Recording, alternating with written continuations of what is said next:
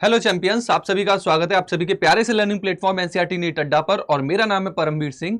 आज मैं आपको कवर कराने वाला हूं रैपिड रिवीजन की सीरीज में most important diagram based question, मतलब वो क्वेश्चन जो डायग्राम से फॉर्म होते हैं, राइट। तो यहां पे आप क्वेश्चन में आपको खुद बना के दिखाऊंगा किस तरीके के क्वेश्चन बने हैं with previous year question, right. आप देखोगे प्रीवियसली इन टॉपिक्स पे क्वेश्चन बने हैं। चलिए मैं आपको सीधा ले चलता हूं डायग्राम्स पे, जहां से क्वेश्चन मेनली बन के आते हैं और जहां पे क्वेश्चन बने भी हैं। अगर आप नीट 2024 के पेपर को उठा के देख ले तो एज इट इज ये डायग्राम उठ के आ गया है और उसमें ऑप्शन बने हुए थे। कि यहां पे कॉम्पैक्ट आपसे पूछा गया है कि यहां पे कॉम्पैक्ट इन्फ्लोरेसेंस मिलेगी क्या नहीं मिलेगी, यहां पे क्या कॉम्पैक्ट इन्फ्लोरेसेंस मिलेगी, राइट। क्या यहां पे वेल एक्सपोज स्टेमन रहेंगे, क्या यहां पे वेल एक्सपोज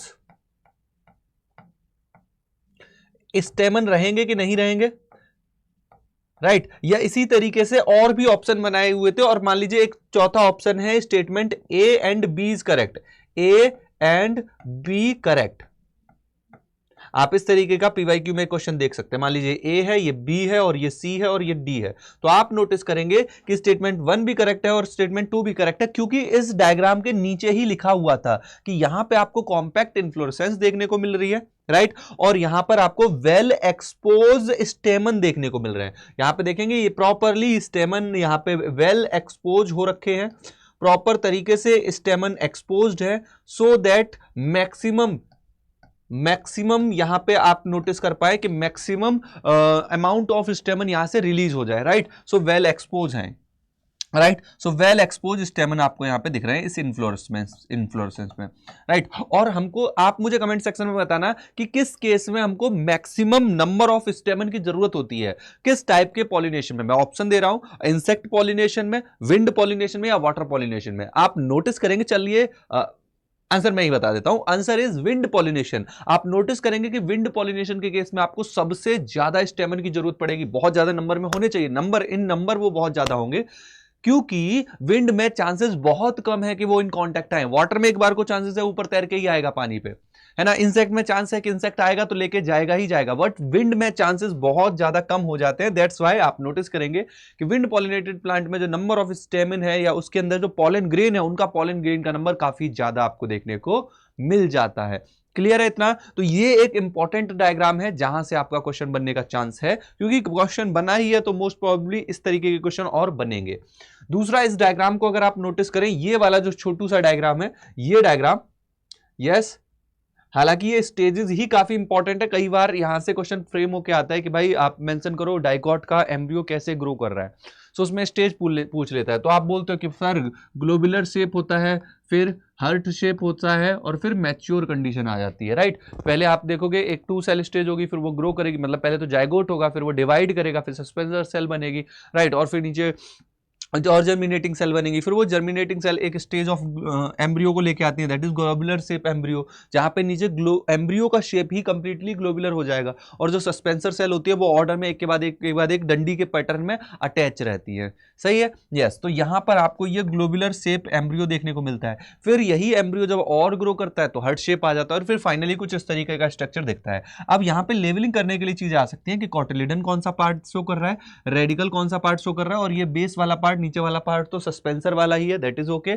और यहां पर आपको इस जगह पिम्यूल और ये पूरा स्ट्रक्चर मैच्योर एम्ब्रियो का होगा in case of dicot. Okay, बढ़ते हैं आगे की तरफ। ये हमारे 2 डायग्राम हो गए जो हमने चैप्टर से डिस्कस किए।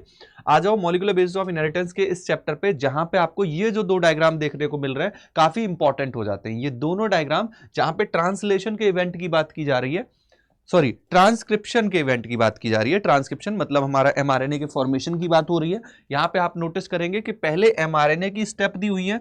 स्टेप में आप नोटिस करोगे कि इनिशिएशन, पहली स्टेप है इनिशिएशन, दूसरी स्टेप है इलोंगेशन और तीसरी स्टेप है टर्मिनेशन। हालांकि ये कहीं ना कहीं उसकी प्रोसेस को बता रहा है, स्टेप्स को बता रहा है, और यहां पे फर्दर आरएनए की प्रोसेसिंग हो रही है। ये वाला जो डायग्राम है मोस्ट इंपॉर्टेंट है, पहले भी पीवाईक्यू में कई बार आया हुआ है। यहां पे इस डायग्राम में सिर्फ 2 चीजें, 2 वर्ड बहुत इंपॉर्टेंट है, एक सिग्मा फैक्टर और एक रो फैक्टर, है ना। एक इधर की तरफ इशारा कर रहा है, एक नीचे की तरफ इशारा कर रहा है, राइट। तो देखो सिग्मा फैक्टर जो आगे की तरफ इशारा कर रहा है वो इनिशिएशन फैक्टर ही है, वो आगे की तरफ ट्रांसक्रिप्शन के प्रोसेस को कंप्लीट कराता है with the help of RNA polymerase, right, with the help help of RNA polymerase enzyme वो प्रोसेस को आगे लेके चलता है, हेलिक्स आरएनए पॉलीमरेज हेलिक्स को ओपन करता है। हालांकि सिग्मा फैक्टर का काम का बस इतना सा होता है कि आरएनए पॉलीमरेज को प्रमोटर साइट पे पहुंचा दे और प्रोसेस स्टार्ट हो जाए, फिर वो अलग हट भी जाता है। आप देख भी लो काम हो रहा है और ये सिग्मा फैक्टर हट चुका है। फाइनली जो टर्मिनेशन कराता है वो हमारा रो फैक्टर है। रो फैक्टर लास्ट में जब एंड वाली साइड पे पहुंच जाता है आरएनए पॉलीमरेज, तो वहां पे रो फैक्टर बाइंड करके इसको भी रिमूव करवा देता है, इसको यहां से हटा देता है। सो हमारा फाइनली आप देखोगे आरएनए पॉलीमरेज हट गया। तो ये आपकी प्रोसेस हो गई भाई, क्लियर है इतना? यस। अब आगे आ जाओ कि इस प्रोसेस में हमारे पास एमआरएनए बन जाता है, इस प्रोसेस में हमारे पास एमआरएनए बन जाता है और ये हमारे पास एमआरएनए बन के आ चुका है। This is our mRNA. अब इस एमआरएनए की क्या होगी भाई? प्रोसेसिंग होगी। नाउ इस एमआरएनए की होगी प्रोसेसिंग। प्रोसेसिंग में आप नोटिस करोगे बेटा, प्रोसेसिंग में आप नोटिस करोगे कि यहां पे 3 इवेंट हो रहे हैं। पहला इवेंट एक कैपिंग कहलाएगा, पहला इवेंट कहलाएगा कैपिंग। कैपिंग में आप क्या देखोगे? 5 प्राइम एंड पर ग्वाइनोसिन ट्राइफॉस्फेट अटैच रहता है। क्या अटैच रहता है? ग्वाइनोसिन ट्राइफॉस्फेट, और जो कि मेथाइलेटेड होता है, राइट? तो मेथाइलेटेड ग्वाइनोसिन ट्राइफॉस्फेट अपन मेंशन करेंगे। दूसरी स्टेप में हम मेंशन करते हैं स्प्लाइसिंग। What is splicing? तो ये गोलू गोलू गोलू गोलू गोलू गोलू ये जो निकल रहे हैं ना, ये इंट्रॉन है, तो इसको बोलते हैं इंट्रॉन रिमूवल। स्प्लाइसिंग को हम और क्या बोलते हैं? Intron removal, right? और लास्ट एक और इंपॉर्टेंट, हालांकि और भी होते हैं बट हमको उनको याद करने की एनसीईआरटी में नहीं दिया तो जरूरत भी नहीं है। आरएनए एडिटिंग भी एक होती है, बट आप 3 याद रखो। ये तीसरा वाला ये है #3, ये थर्ड है पॉली एडिनाइलेशन। यहाँ पे पॉली एडिनाइलेशन में करीब करीब 200 एडिनिन यहाँ पे अटैच होते हैं, पॉली ए टेल बोली जाती है, राइट? तो ये एडिनाइलेशन होता है। तो ये 3 इंपॉर्टेंट स्टेप आपको जरूर याद रखनी है जो कि आरएनए प्रोसेसिंग में इन्वॉल्व है, आरएनए की प्रोसेसिंग में जरूरत पड़ती है जिनकी, जहां पे इमेच्योर एमआरएनए, जिसको हम एचएनआरएनए भी बोलते हैं, हेट्रोन्यूक्लियर आरएनए भी बोलते हैं, वो हेट्रोन्यूक्लियर आरएनए कन्वर्ट होता है इस मैच्योर एमआरएनए में। So this process is called RNA processing. इस पे क्वेश्चन बने हुए हैं पीवाईक्यू में, क्वेश्चन बेस्ड भी बनते हैं, डायग्राम बेस्ड भी बनते हैं, इंपॉर्टेंट पार्ट है, बिल्कुल भी स्किप नहीं कर सकते। So these are, this is third diagram जो हमने अभी डिस्कस किया, दिस इज फोर्थ डायग्राम जो हमने डिस्कस किया। बढ़ते हैं आगे की ओर, आगे देखिए नेक्स्ट आप समझिए, ये एक माइक्रोब्स इन ह्यूमन वेलफेयर से एक डायग्राम है जहां पे आपको कुछ बेसिक सी चीजें ध्यान रखनी है और इससे क्वेश्चन बन सकता है, डेफिनेटली बन सकता है। इंपॉर्टेंट डायग्राम है, बिल्कुल भी आप स्किप करने के इसके मूड में न रहना, किसको स्किप कर दिया जाए अच्छा नहीं होगा अदरवाइज। यस, आप नोटिस करेंगे प्रॉब्लम में आ जाओगे अगर आपने चीजों को स्किप किया और जहां से अपने ध्यान हटाया। अगर है ना, वही वाली बात है, नजर हटी दुर्घटना घटी। अगर तुमने यहाँ पे ध्यान नहीं दिया तो दिक्कत हो भी सकती है। चलो इस डायग्राम में बस बात इतनी सी है, यहाँ पे आप कम डंग अप्लाई कर रहे हो, बस आप इसको गैस होल्डर को याद रखना। This gas holder is very very important. कई बार यहां पे पूछा गया है कि गैस होल्डर का काम क्या है, तो नोटिस कर सकते हैं गैस होल्डर में क्लियर यहां पे gas methane, carbon dioxide, hydrogen आपको देखने को मिलती है जो कि यहां पे मेंशन भी की गई है। यहां पे आप इस डाइजेस्टर का साइज देख सकते हो, 10 से 15 फीट का होता है, 10 से 15 फीट का होता है। आप इसके साइज को भी थोड़ा सा ध्यान रखेंगे। नेक्स्ट आप यहाँ पे जब ये प्रोसेस कंप्लीट हो जाती है तो इधर क्या आ जाता है? स्लज। स्लज ध्यान रखो, स्लज कैसे यूज होता है? बायो फर्टिलाइजर की तरह यूज होता है, बायो फर्टिलाइजर है। अब ये बढ़िया बेस्ट फर्टिलाइजर है, राइट? इसको आप यूज कर सकते हो अपने खेत वगैरह में, ठीक है? So this is your bio fertiliser. And finally यहां से जो आप गैस कलेक्ट कर रहे हो वो उसको आप इसके थ्रू निकाल सकते हो, यहां से आप इस गैस को रिमूव करा सकते हो। So this is whole process. यहां से आपने डंग अप्लाई किया, यहां पे डाइजेस्टर में काम हुआ और इधर से स्लज के थ्रू आपने निकाल लिया। सो this is your 5th most important diagram जो हमने अभी डिस्कस किया। बढ़ते हैं आगे की ओर, अगला डायग्राम देखते हैं। नेक्स्ट डायग्राम देखिए, नेक्स्ट डायग्राम ये देखो, ये इस डायग्राम में जरा नोटिस करो, ये आप नोटिस करेंगे कि जो हम एज डिस्ट्रीब्यूशन करते हैं, हम 3 एज तरीके से, अगर मान लो मैं ह्यूमन की एज को 70 साल ले रहा हूं तो 70 ईयर को 3 पार्ट में मैंने डिवाइड कर दिया, प्री रिप्रोडक्टिव, रिप्रोडक्टिव और पोस्ट रिप्रोडक्टिव। और जब मैं किसी भी कंट्री के प्री रिप्रोडक्टिव, रिप्रोडक्टिव और पोस्ट रिप्रोडक्टिव जो मेंबर है, पॉपुलेशन है, उसको मैं जब ग्राफ पे रिप्रेजेंट करता हूं तो मुझे वो ग्राफ कुछ आइडिया देते हैं। वो ग्राफ मुझे आइडिया देते हैं कि वहां की जो पॉपुलेशन है वो किस तरीके के नेचर को शो कर रही है। क्या वो एक्सपेंडिंग पॉपुलेशन है? फॉर एग्जांपल आप देख सकते हैं कि जो डेवलपिंग कंट्री है या फिर जो पुअरली डेवलप्ड कंट्री है, वहां पे आपको एक्सपेंडिंग बहुत तेजी से पॉपुलेशन बढ़ती हुई दिख रही होगी, क्योंकि वहां पे हेल्थ फैसिलिटी उतनी नहीं है। हेल्थ फैसिलिटी आप सोच रहे हो कि हेल्थ फैसिलिटी देंगे तब तो वो और अच्छे से ग्रो कर रहे हैं, नहीं, हेल्थ फैसिलिटी के साथ साथ फैमिली प्लानिंग भी होती है, राइट। अगर आपने एक मदर के 10 बच्चे हैं तो वो 10 को नहीं फीड करा पाएगी एक बार को अच्छे से, राइट। तो वो 10 बच्चे फिर और कहीं जाके इधर उधर घूमेंगे, तो उस मदर को गाइड किया जाएगा, अगर प्रॉपर हेल्दी सिस्टम होगा तो वो गाइड करेंगे, नहीं भाई आप 10 बच्चे करने की जरूरत नहीं है, ऑलरेडी धरती पे बहुत बोझ है ना, आप 2 बच्चों में अपना बढ़िया उनको बड़ा करो, उनको अच्छी शिक्षा दो, है ना, अच्छी उनको हेल्थ दो, तो that is family planning concept, right. तो यहां पे वो फैमिली प्लानिंग है ही नहीं, इसीलिए दे दनादन, है ना, यस।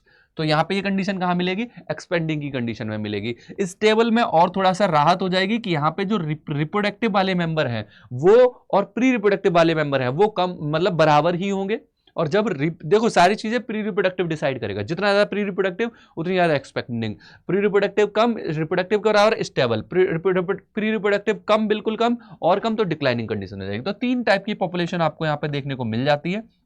क्वेश्चन बनते हैं यहां से, क्वेश्चन बने हैं यहां से, इसको आप फोकस में रखेंगे, इंपॉर्टेंट है। ये आपको पिरामिड शेप आपको कंडीशन मिलेगी, ये आपको बेल शेप कंडीशन मिलेगी, ये भी पूछा जा सकता है, और ये आपको अर्न शेप कंडीशन मिलेगी, राइट। सो ये तीनों ही शेप भी आपको ध्यान रखने हैं। नेक्स्ट आप इस डायग्राम को देख लो, डायग्राम बहुत ईजी है बट इससे क्वेश्चन बनते हैं, दैट इज ट्रू, राइट। इस डायग्राम में अगर आप नोटिस करें तो किसी भी पॉपुलेशन की डेंसिटी को बढ़ाने के लिए 2 मेजर फैक्टर है और घटाने के लिए भी 2 मेजर फैक्टर है। मोर्टेलिटी जो मृत्यु दर है वो पॉपुलेशन की डेंसिटी को घटाएगी, और नेटेलिटी जो बर्थ रेट है ना, बर्थ रेट को क्या बोलेंगे, जन्म दर, राइट। तो बर्थ रेट जो है वो क्या करेगी, उस पॉपुलेशन के को इंक्रीज कर रही होगी। इमिग्रेशन, वहां पे जो मेंबर आ रहे हैं वो और वहां से जो एग्जिट कर रहे हैं वो, अगर कोई कॉलोनी मान लो जस्ट अभी कोई लैंडमास एरिया है जिसको जस्ट अभी वहां पे पॉपुलेशन जाना शुरू कर रही है, कोई स्पीसीज जाना शुरू कर रही है, तो वहां पे मेजर फैक्टर इमिग्रेशन होगा।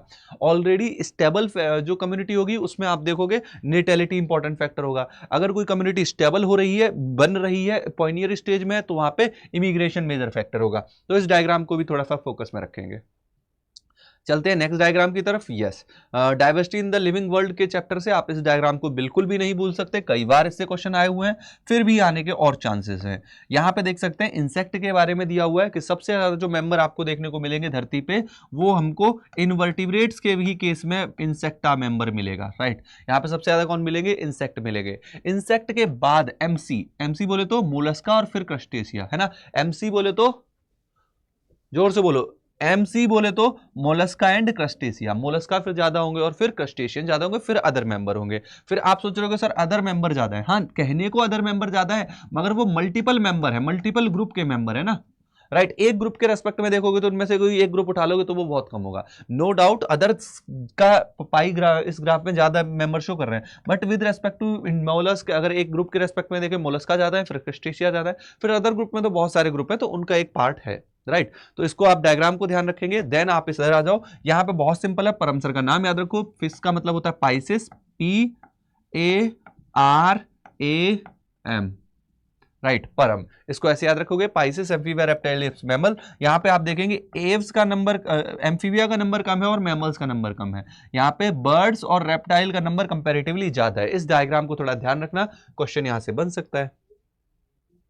इस डायग्राम में बहुत इंपॉर्टेंट है, कई बार क्वेश्चन बने हुए हैं। यहां पे आप देखो फंजाई और एंजियोस्पर्म का नंबर सबसे ज्यादा होता है, राइट। उसके बाद एलसी नीचे की तरफ क्या है, एल्गी ज्यादा है और लाइकेंस कम है कंपैरेटिवली, याद रखना। कई बार क्वेश्चन माइंड में कंफ्यूज हो जाता है, आप ऐसे सोच के देखो, जो प्लांट किंगडम के मेंबर है उसमें सबसे पहले और सबसे आखिरी में कौन है, एल्गी, और फिर लास्ट में एंजियोस्पर्म है, सही बात है, ठीक है। तो एंजियोस्पर्म पहले ही तय हो गया कि एंजियोस्पर्म और फंजाई सबसे ज्यादा है, फिर अब पहला वाला मेंबर बचा एल्गी, तो अब बचे हुए सब में सबसे ज्यादा कौन है, एल्गी है, ऐसे समझ लो, एल्गी। और ये तो सिम्बायोटिक मेंबर है, राइट। लाइकन्स बोले तो एल्गी फंगस का ये एसोसिएशन, तो ये भी एल्गी, मगर ये एल्गी फंजाई के साथ है, तो एल्गी फंजाई मिलकर लाइकन बना रहा है, राइट। अब आप आ जाओ ऊपर कौन है, मॉस और फिर फर्न, राइट। तो मॉस और फर्न ऊपर आ जाएंगे, MF, है ना, राइट। मॉस और फर्न ऊपर आ जाएंगे, तो आप यहां पे देखोगे ऑलमोस्ट मॉस कंपेरेटिवली थोड़े पे ज्यादा होंगे, फर्न थोड़े पे कम है, तो ये आपको ग्राफ देखने को मिल जाएगा। तो ये पाई ग्राफ काफी इंपॉर्टेंट है, कई बार क्वेश्चन बने हैं, ध्यान रखेंगे। एक ये डायग्राम जिससे पिछली बार ही क्वेश्चन पूछा गया, यस, लास्ट आप अगर 2024 को उठा के देखें तो इससे भी क्वेश्चन आया हुआ है, डेफिनेटली आया हुआ है। यहां पे आपसे क्या बोला जा रहा है, यहां पे आपसे बोला जा रहा है on the basis of position of ovary, on the basis of position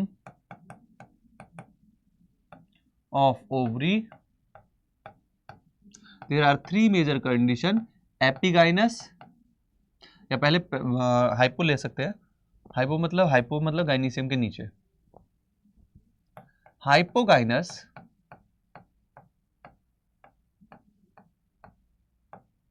perigynous and epigynous. अब आप नोटिस करेंगे, ये देखो, ये ओवरी है, ये मिस ओवरी है, और मिस ओवरी सबसे ऊपर है, उसके नीचे सब कुछ है, तो ये कंडीशन हाइपोगाइनस ही है। हाइपो मतलब नीचे, हाइपो मतलब नीचे, गाइनस मतलब ओवरी के,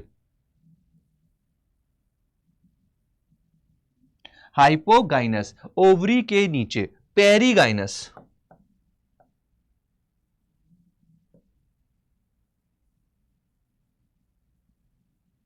पेरी मतलब चारों तरफ, तो पेरिगाइनस ओवरी के चारों तरफ। ये देखो एपिगाइनस,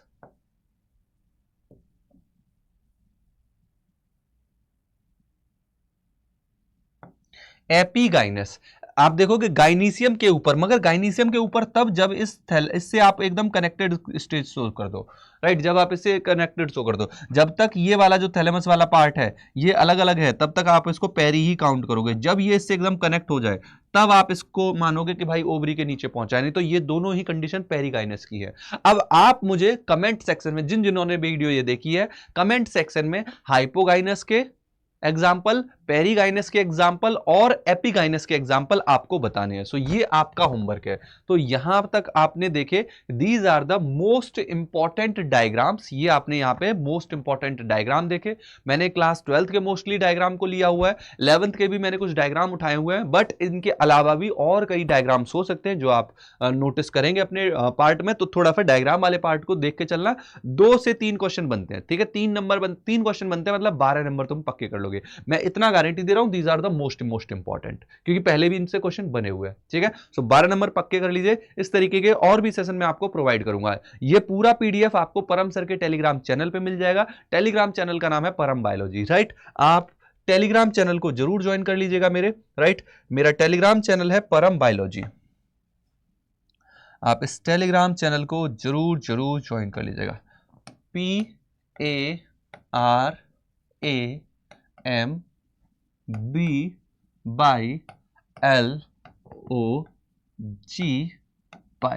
इस टेलीग्राम चैनल को ज्वाइन कर लीजिएगा। यहां पे ये पूरा पीडीएफ मिल जाएगा। See you soon in the next video.